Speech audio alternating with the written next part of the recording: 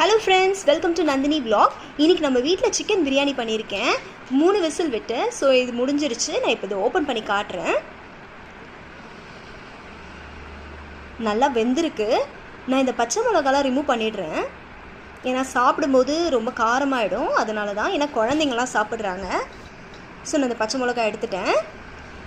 இப்போ நம்ம இந்த சிக்கன் பிரியாணியை லைட்டாக கலரி பார்க்கலாம், எப்படி இருக்குது, நல்லா வந்திருக்கா அப்படின்னு சொல்லிட்டு. நல்லா வந்திருக்கு, சூப்பராக இருக்குது. நான் இது வீட்டு அரிசியில் தான் நான் இதை பண்ணியிருக்கேன். ரொம்ப நல்லா வந்திருக்கு. இப்போ நம்ம வந்து இதை சர்வ் பண்ணலாம்.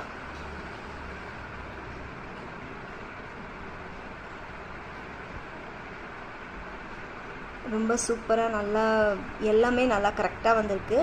நல்லா வாசனையாக வேறு இருக்குது. அப்படியே இது ஓப்பன் பண்ணும்போதே அந்த ஸ்மெல் அப்படியே நம்ம சாப்பிட்ணுன்னு தோணுது. இப்போ நான் சிக்கன் கிரேவியும் சிக்கன் பிரியாணியும் வச்சுருக்கேன். இன்றைக்கி எங்கள் வீட்டில் இதான் லன்ச்சு.